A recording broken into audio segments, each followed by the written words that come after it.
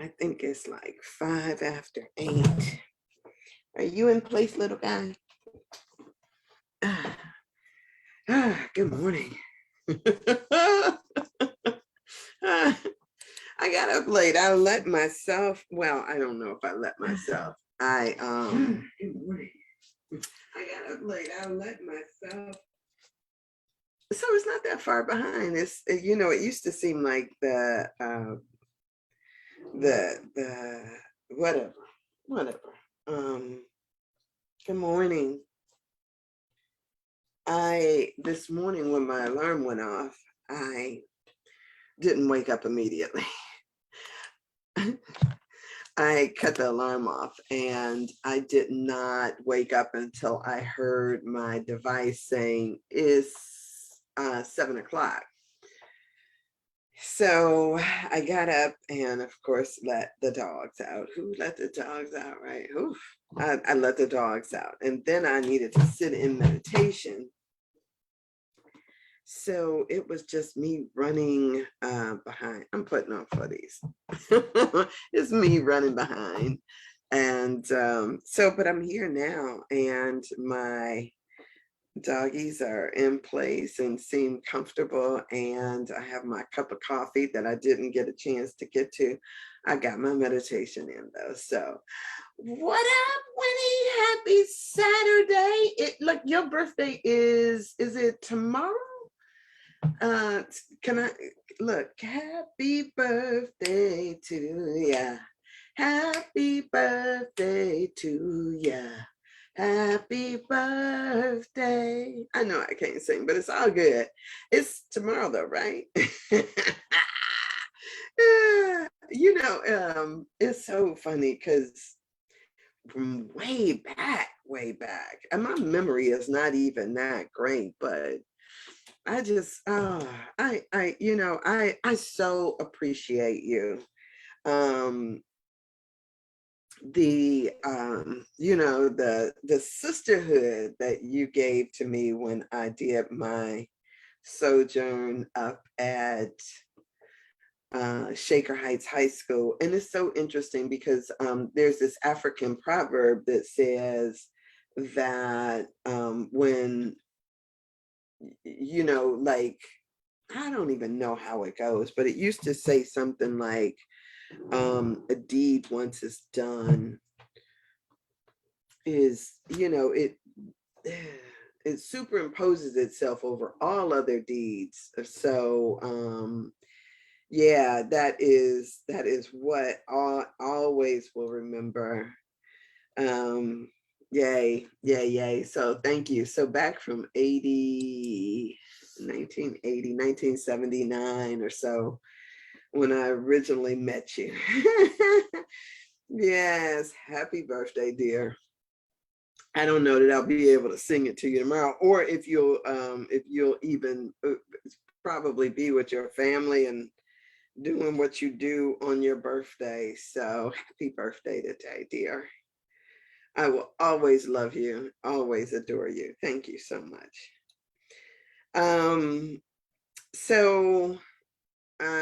So good morning, y'all. I have had, just glasses. It's like I have wipes. Let me get a wet wipe for this because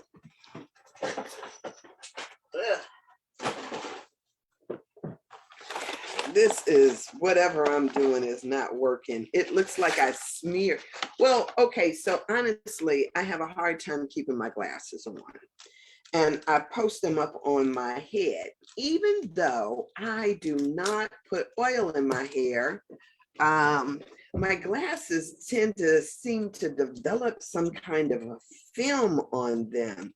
And then when I wipe them with this thing, not that y'all want to hear this, but when I wipe them with this thing, it just smears the film sometimes. So I'm going to pull out this little wet thing and I may go to See Eyewear where I got these and see if I can't get him to do one of those cleanings that he does. And then you don't even know you have on the glasses for a week. And I might look at some glasses while I'm there. So yeah, I'm so Okay, and now the smear is around the edges. Okay, so not that I need this to talk to y'all. So yesterday is kind of a blur. It was cool out, and I will tell you this. Okay, my brother came over last night. We were having movie night because my brother is taking some kind of a film class on film appreciation, and he was saying that I don't know, that when him and all the other students got together in their collective, they were taking this class as an elective. And they were like, oh my God, like this class is intense. And, so last night he came over to have me watch Inception with him. And I vaguely remembered watching Inception, and I kept saying, isn't that the movie about the dreams and the dreaming world or something like that? I really enjoyed Sandman, which was just on TV, but Inception was lit with Leonardo DiCaprio. And I think I threw in the towel at about an hour, 23 minutes. I was like, are you getting this? And what he was supposed to be doing was watching for the use of sound and music in this movie. And we're so busy trying to sit there and trying to understand the movie, like, huh? Right? it was so we had to rest from watching that movie. It was I don't even know how to describe it. If you've ever seen Inception, it was crazy. So that was my Friday night. How exciting was that? so so it's been a great week. No, this was my hell week. I want to say that it was a hell week, but I had a lot of growth, I want to say, and opportunities to really explore some of my thinking and my thoughts. And so whenever I can do that, it is great. I got a couple of recommendations on next books that I should do. And so I have been gathering information on that, trying to see where to go to next, to see if it is a fit for me, because I've got to have an interest in it in order um, to regardless of the topic, right? It has to be something that ignites something in me in order for me to keep coming back to it. And so I am still exploring that. When I am this morning in my meditation, there was a part of me that I recalled my visit to Vipassana. And Vipassana, for those of you who have not heard me talk about it, is another boot camp. It was a 10-day silent meditation retreat that I went to in Michigan at about this time of the year. And when they say silent meditation, good morning, Sandra. When they say silent meditation, it means that you don't talk to anyone, you don't look at anyone, you don't get to carry books, pens, pencils, a phone, nothing. It is, you are supposed to be living the life of a pauper, a monk, for 10 days. And you get up by a bell at 4:30 in the morning, you get your first meal, you are on your mat at 4:30 in the morning, meaning it's time to meditate. You get your first meal at maybe 7 a.m. You take lunch, but all the other time you take lunch, and then they have a snack at 4 p.m. That is your last meal for the day.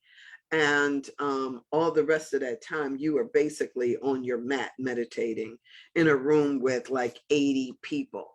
And so when I think about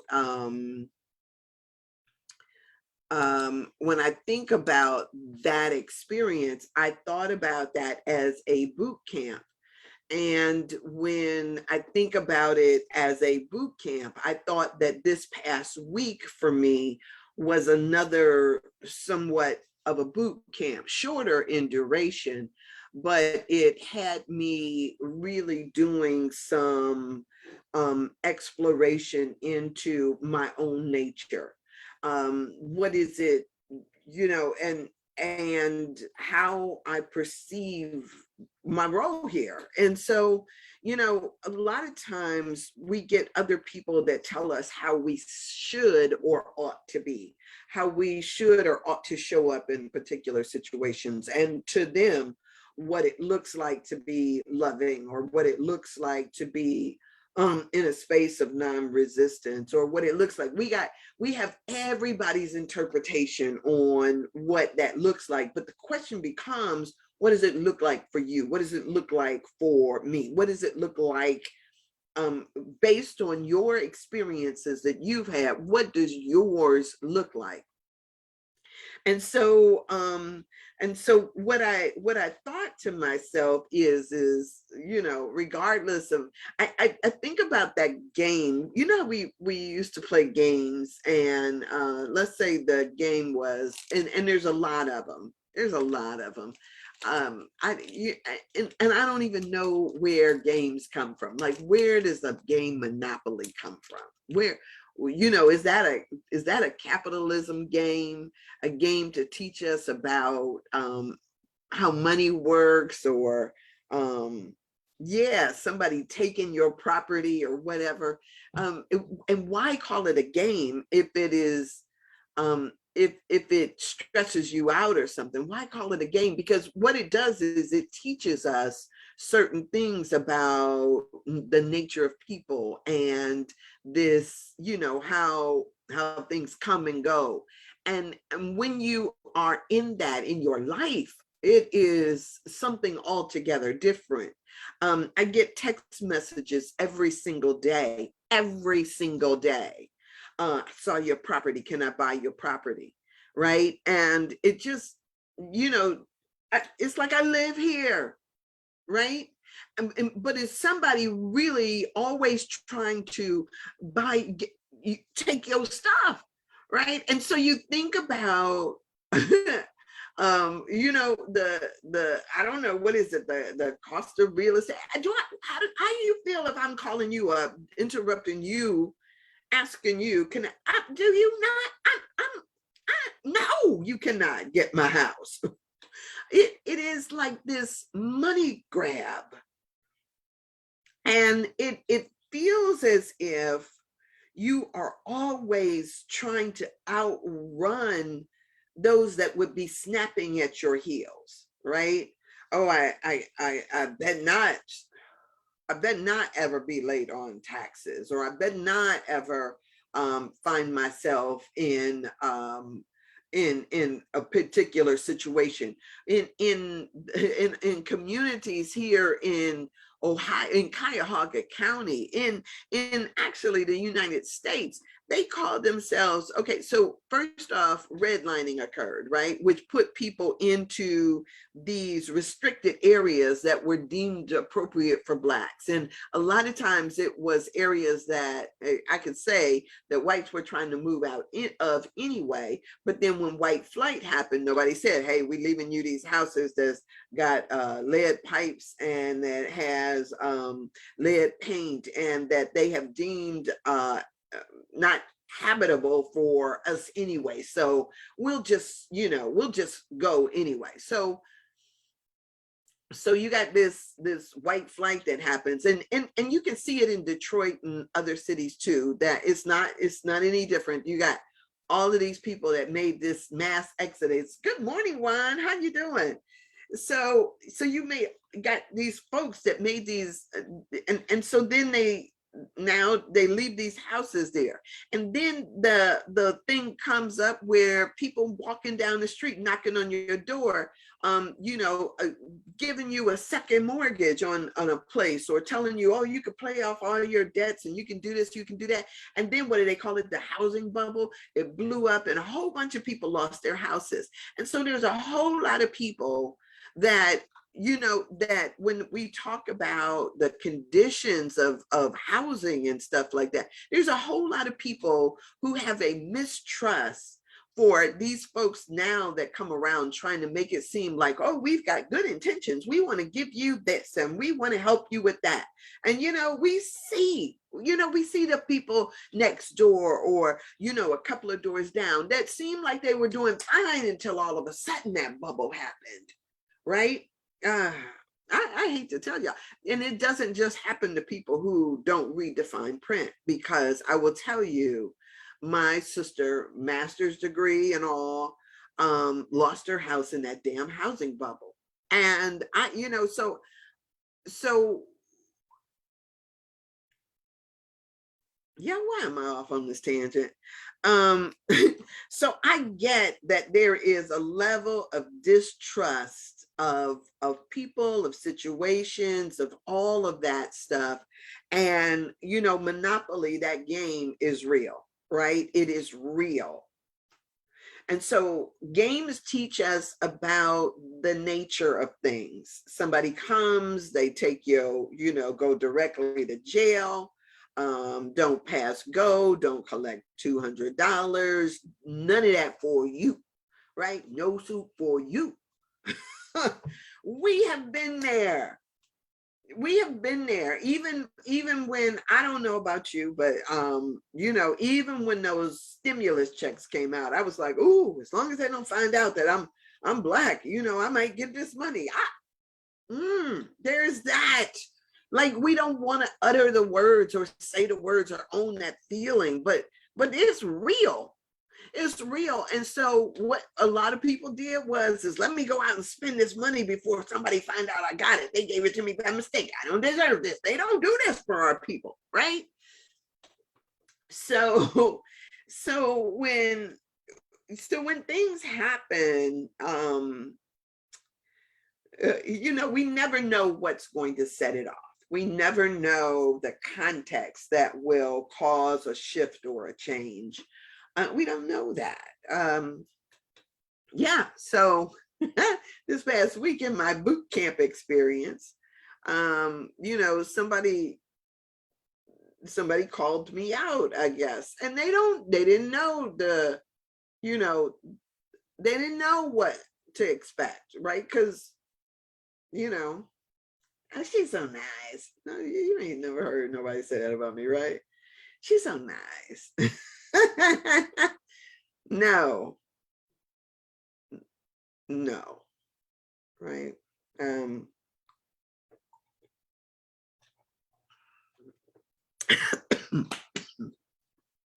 didn't get to drink my coffee either. And so we got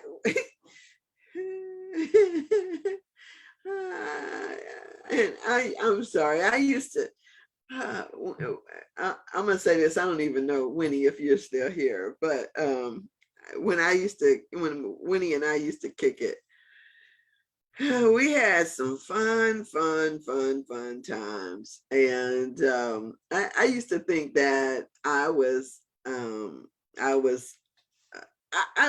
don't claim to have been a good child. I mean, I tell y'all all the time about the whoopings that I received and the things that I did, knowing full well that they were wrong, but felt as if I had to do them anyway. At the end of the talk that I had with Dr. Brown said that the Dakota tribe, or I forget which book I had it written down in, but he said that there is a tribe of let me see, Lakota, the Lakota Nation. In the Lakota Nation, they would have these positions or these things that people would go to. So the medicine men who were held in high esteem in the village or in places. He said that the Lakotas could always tell who it was going to be that would be their next priest or their next medicine man by watching the youth. And he says, and it was always the children that were unrestrained, those that were bad like me. The ones that tempted fate, the ones that never followed the rules. And he says that it is through these experiences that people find their truth, right? It's through going through the pushing the envelope or doing the things that seem so it's not deemed a bad thing when people are don't conform to what it is that of it. It's not deemed a bad thing in every situation or in every facet of life. Sometimes people just say, okay, that'll be the one right there, that one. That will be the one that will do great things. And so, there is something to be said for playing it safe, but there is something also to be said for those who don't, right? And so, it kind of made me smile, because one of those things that I know is that I can clearly say that I have played at the edge. I love playing at the edge even now, whether it's the edge of ideas or thoughts or at life, period.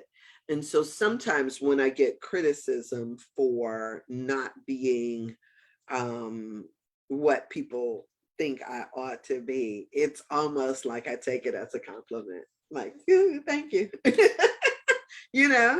And because I have a magnet on my refrigerator that says, well-behaved women rarely make history. And if you're walking around trying to make sure you color within the lines and do everything right, you would be well behaved. I'm not. And I appreciate the fact. But we all have different motivations, things that drive us, right? Sometimes what drives people is just coloring in between the lines. And it just is so confining for some, right? It's so confining. And so, if you in the tarot deck, there is a card called the Fool. And the Fool is this wayward child that seems to be oblivious to the things that could befall him. You guys might know him as an old man that they would call Mr. Magoo. He seems oblivious to all the things that are around him that could befall him and harm him. And so therefore he goes forth into life and he does all these different things that could bring his life to an end, to a peril. But what it seems as if is that there are forces that no matter what he does, that holds him upright, that allows him to go. And he doesn't even have to turn and say thank you to them, but rather know and trust that they are always there. And so I just wonder sometimes, is the real desire to live that Mr. Magoo life, right? To know, or to not even worry about what could happen. I mean, we all know that life ends. We all know that death is a surety, right? We don't all know when it's going to come, but it is this assurance that when it does, it's going to be on time. it may not feel that way to those that surround us, but when it shows up, according to the master plan that we may not remember, or have no consciousness of. And so, I used to tell people all the time that I kind of had my funeral stuff all written out. I probably need to revisit it now. But in every couple of years, I revisit my obituary, that I wrote out, and I got a little file in my drawer here that says "upon my death," and I try to add to it every couple of years. So now that I'm thinking about it, maybe I need to add to it. And so one of the things that I endeavored to do is to live life on my own terms. I told, in there, I said, you know what? At my funeral, you don't need to go and get a minister to deliver my eulogy. Put the mic in the audience, right? Put the mic in the audience. Let people say what they will. And that's the juice of life. I'm not trying to, make it seem like I'm some kind of saint and I did this, that, and the other. But if it made you laugh or spit out your coffee when I said it, put that out there, right? Because that too is a part of the life that we live. So whatever it is, like, I go back to that Finnegan's Wake, Joseph Campbell saying that in Finnegan's Wake, it said, when you sin big. He says it's in the Bible. He says sin big so that you understand the bigness of the fabric that we call God, this, the allness that we call God. So it shows you its capacity for love, and it don't even need to forgive you, right? You need to forgive you, but God doesn't need to forgive you, because God already knew when he formed you, when the idea of you came up, that you were going to be the one that was going to carry out these deeds. And that was okay, because you were birthed anyway, right? You came here anyway. So he's not sitting there mad at you, looking at you like, oh, you did this or you did that or blah, blah, blah, blah, blah. That's what folks do on this side, right? That ain't what God is doing. God is looking at you and saying, all right, all right, all right. We were told to be fruitful and multiply. What does that mean? Everybody fight up against that too. Make decisions for you based on what you want to do, right? Without shade, without this, this has got to be done this way and that. Well, okay, if that's what's right for you. But to the same degree that we judge others, we shall be judged. So sometimes we just got to let stuff go. So what? Like, we have, it's so funny. It's so funny because people have a habit or a tendency to try to tell people what to do. Here's what my thing is. I try not to sit in judgment about anything anybody does, because it's not mine to judge. But what I can do is tell you stories about when I did it. Let me share with you the outcome of that. Let me let me say to you, hey Emerson, let me share with you the outcome of that. And as I share the outcome of something, it hopefully what it does is it provides us with an ability to see. So sometimes we relinquish authority over our lives, unbeknownst to us.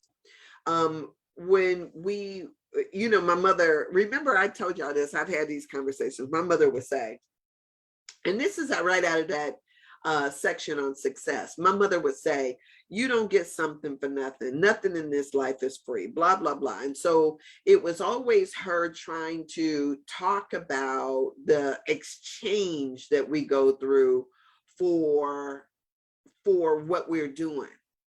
So, and Juan, I'm gonna read that in just a second. So when she talked about this, I know that it set me up into this situation where I was always like, the moment I was receiving something, I'm looking for what strings are attached. What we don't realize sometimes is the strings that we perceive to be attached are invisible. And we don't, if somebody tells us no strings attached, we don't think to ourselves that this person is looking for fair exchange for what it is that he's given. So, say for instance, as a young woman, right? I would go out on dates with guys, and they would take me to places that for them was rather expensive in an effort to impress or whatever. But then it's like, now all of a sudden there is an expectation of an exchange occurring. Now,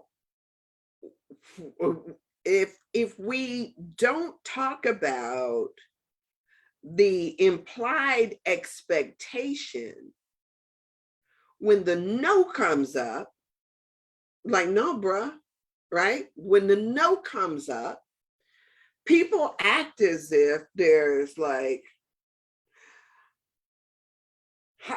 you know, how dare you? Now, so even as I look at my, like, say for instance, my niece is young. She's just in that coming of age stage where she's just starting to develop and all of this stuff. But she's already going to to places that some people might call expensive. I had a guy that just asked me out that was talking about Applebee's, and I was like, dude, I don't do Applebee's by myself. So we got in that conversation with Tim. I'm sorry, I'm not going there. But they had this expectation of something happening, and you're just thinking we're just going to dinner to get to know each other. So when we talk about this idea of whether or not there's strings attached or whatever else, some of us can provide insight to folks who have not yet gone through that. So the things that happen to me don't happen just for me. They happen and they give me perspective, and not that I'm going to sit up and be in judgment about you when you relinquish. And this is why I'm bringing this up. So sometimes people will get into a situation, move into a situation, thinking like, okay, I'm going to go here and I'm gonna let this person pay my bills, or I'm gonna let this person do this, or I'm gonna let this person do that, without ever realizing that there is an expectation there. And so me saying to you, hey, you got to check, slide out there on that glass before you step out and put your full weight on there. Because the moment you move out of your house with the expectation that this person doesn't have have expectations of their own, if you're not having that conversation, you're not ready to do that. Awana says, when I really learned how to handle condemnation, my Christian walk became much easier. When I learned God loves me no matter what I did. Yes, it, and so you gotta learn the what's God and what's other people's stuff. And those two are not the same. They are not the same. When a lot of times people want to, and when I talk to folks, I'm talking to you about experiences that I've had, right? And what my thing, I'm not sitting up there saying, oh, girl, what kind of person are you that you go and I'm not doing all of that. I'm not doing all of that. All I'm saying is look, I recognize that you want to go out on the ice, but all of that ice is not able to handle the weight that you got. And I'm not saying this to tell you not to go out there. I'm telling you to slide out gently and test it, and be careful, be mindful, right? Because a lot of times we leap without looking, and people end up in a worse off condition than they were in the first place. That could be in relationships. That could be in relationships, right? People literally have done nothing and go to jail, lose their freedom because they didn't understand the parameters and the expectations.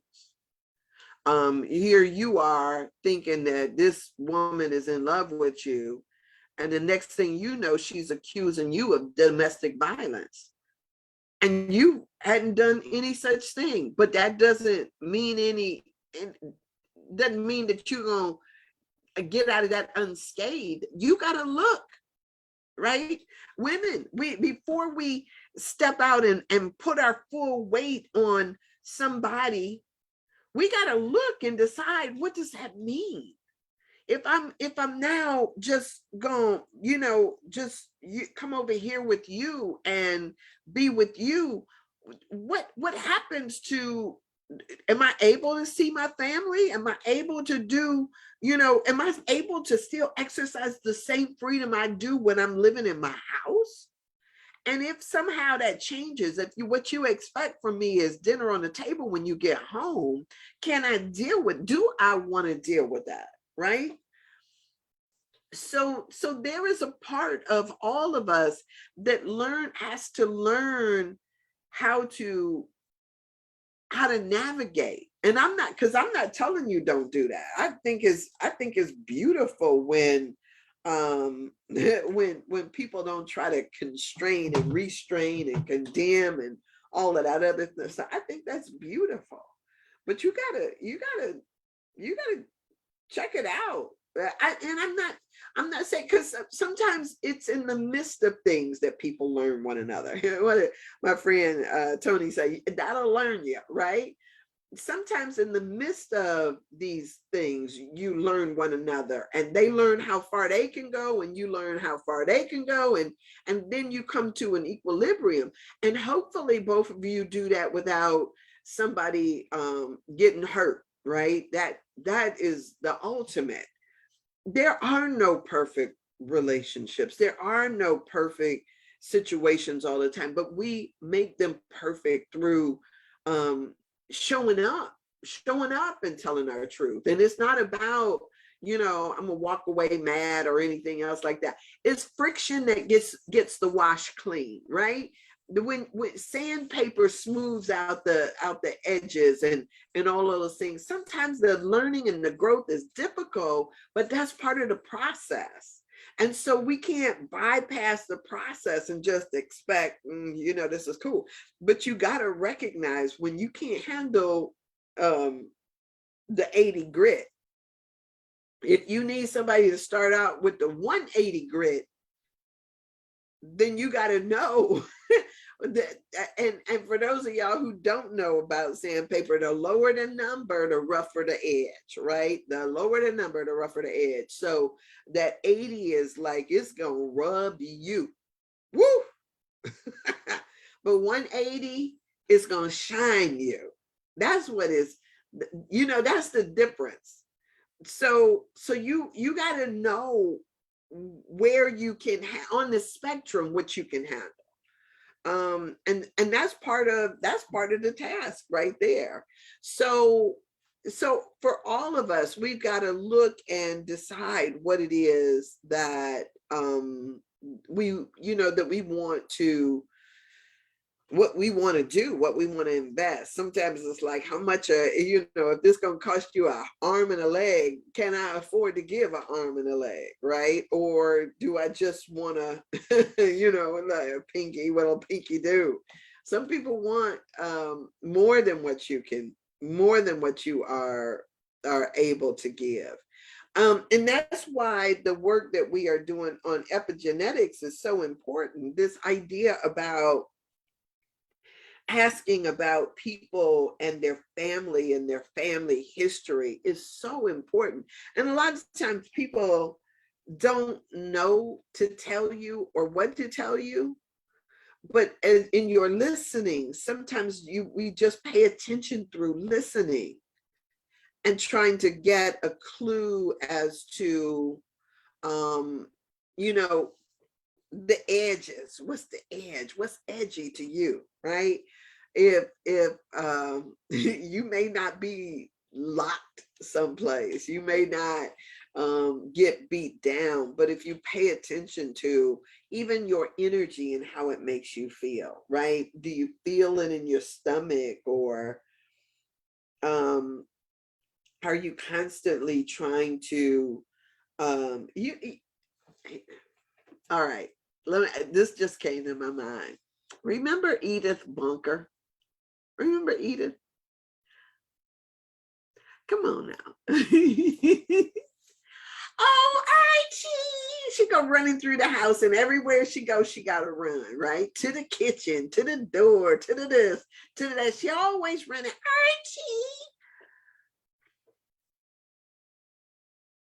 So when you look at the Edith Bunkers and Archie in the world, is that what you could deal with, right? Is it?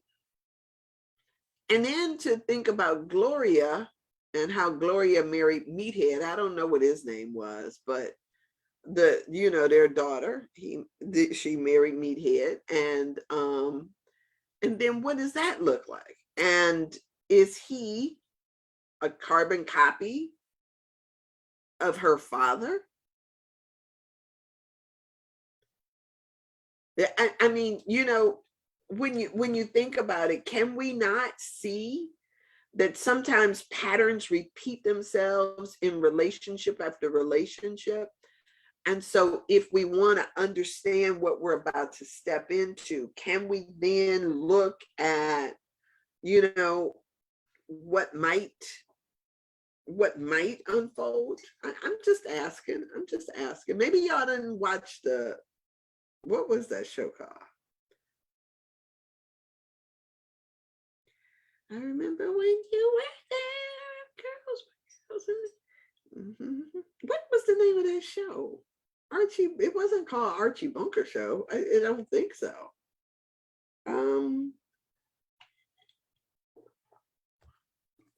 But it's really just about figuring out what it is that we can, all in the family. Thank you, Juan. Thank you. All in the family. And isn't that a good name for it? Right? It's all in the family. And when you think about the dynamics of all of that, it's all in the family. Oh, even before I knew about epigenetics and was aware of all of this stuff, the dynamics are unfolding.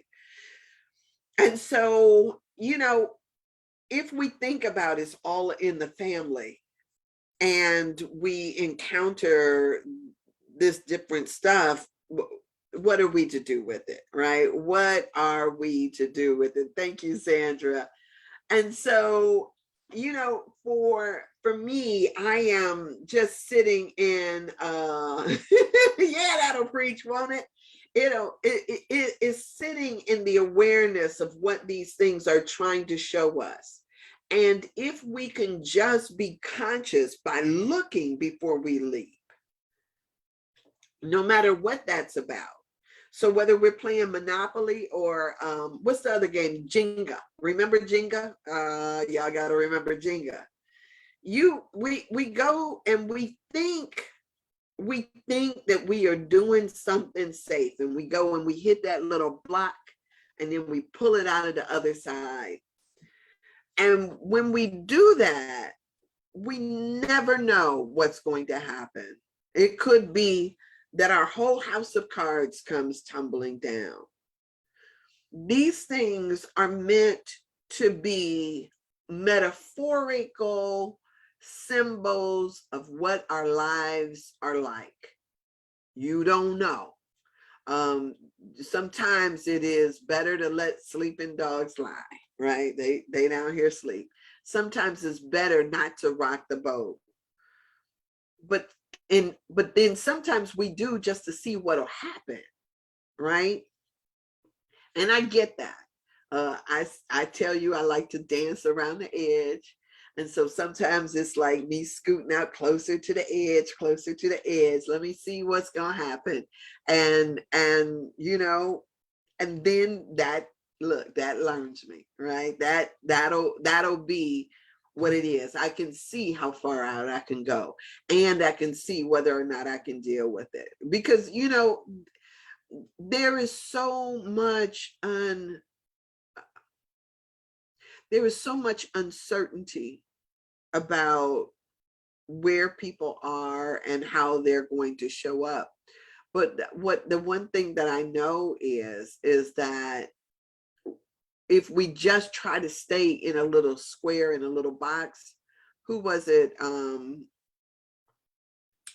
That the cookie guy, Amos, I think it's somebody Amos, famous Amos or something, the owner of famous Amos cookies or something. He says that even if you are on the right track, if you stay there too long, you're gonna get run over.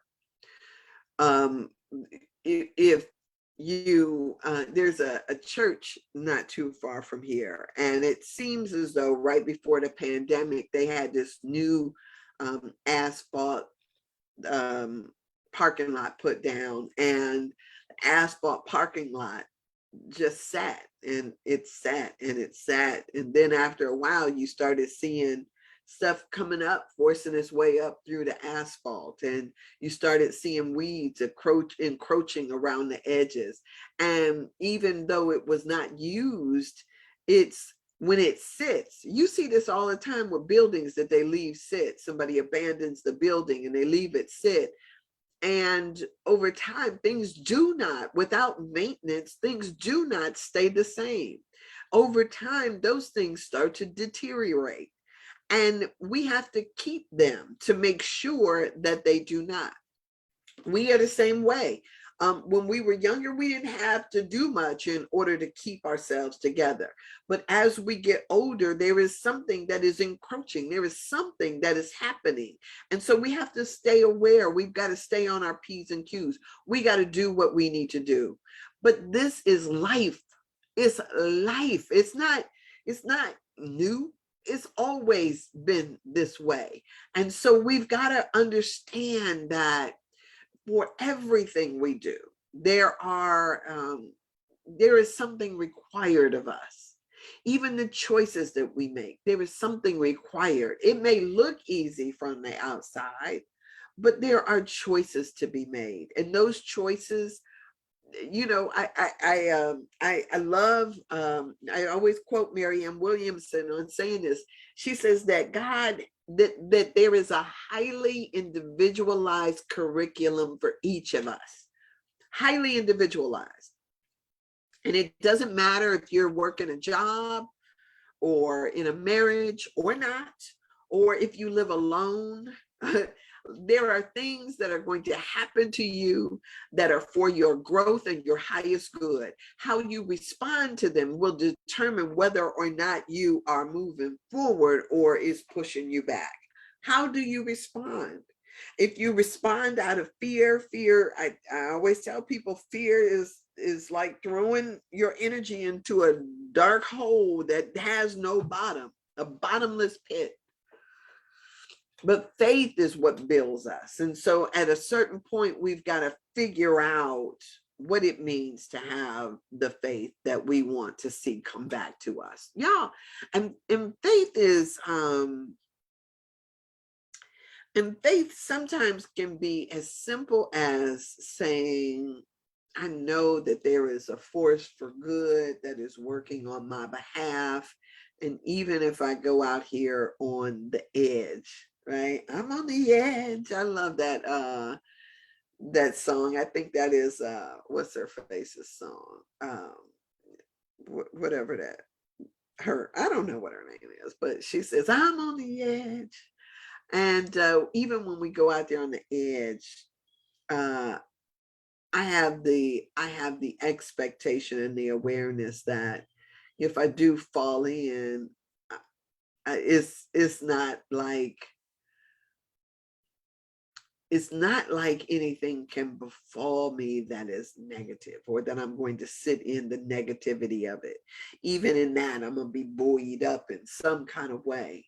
And here's the thing, that a lot of times, I keep talking about, and I love to talk about even our perception of death. Death is not failure, right? A lot of times people talk about it as if somehow, um, you know, if a person dies, that somehow something went wrong. And it's like, let's remember that it happens to all of us, right? That we have a date with that destiny too. So we've just got to check even on our thing. So even, look, I'm going to claim victory even in my death. So if something happens to me, y'all know that I'm somewhere saying, right? I did it. Because that's the trust that I have in the universe. Like, yes, because I guess I have I have achieved that, right? It's so this this is good, right? Uh let me just say this. When in the story of Jesus, one of the things that it talked about was that he didn't go to the cross with this sense of failure, right? That prior to him giving himself up, there was a party.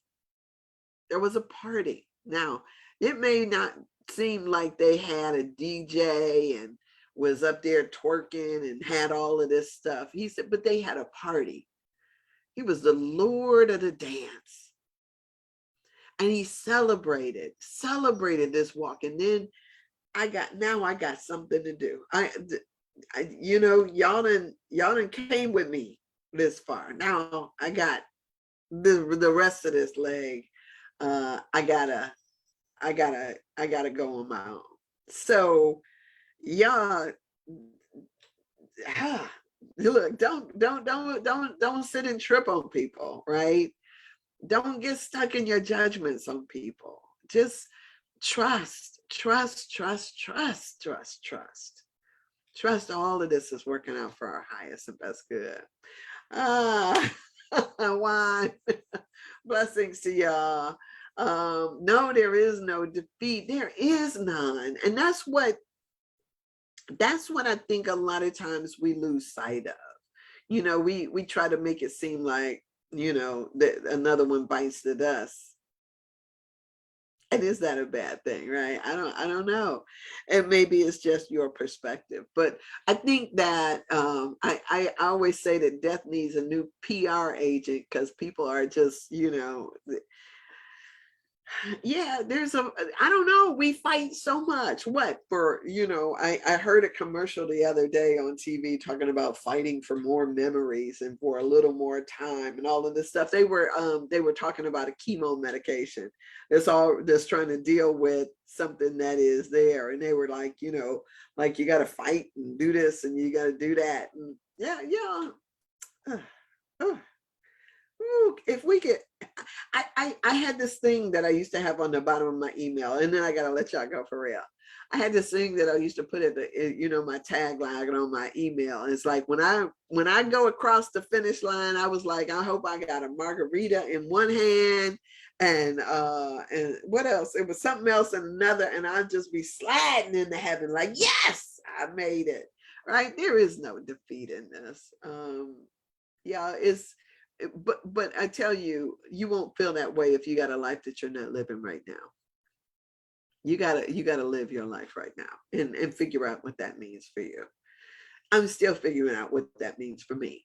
It is sometimes it's just doing what I want to do in the moment, but the other part of me is that I like the adventure too. So figure out what that means for you.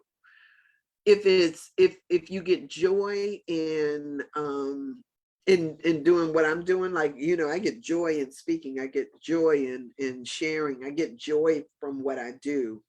But there's this other question of, how much more is there can I do, or all of that stuff. So how much can we fit into a day? I don't know, but you answer these questions for you, and then act accordingly. All right.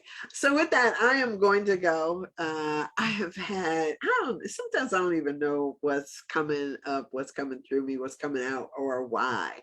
But just being obedient to what I hear in my inner ear. So I don't even know how to categorize stuff sometimes. So anyway, that's my Saturday free flow. I love and adore y'all. Thank you for being here. I'm gonna keep saying, you can support me by hitting my Cash App, or by sharing my videos or whatever else. I got some stuff coming up, y'all. Blessings to you. So I will see you next time. One, I'm so glad that you were here. Winnie, happy birthday. Sandra, everybody, blessings to y'all. I love you, and I'm praying for you, and I know that you got your blessings, because I blessed myself before I got here. Whoever looks at me, thinks about me, sees me, may they be blessed in all they do, especially today. See ya. Bye.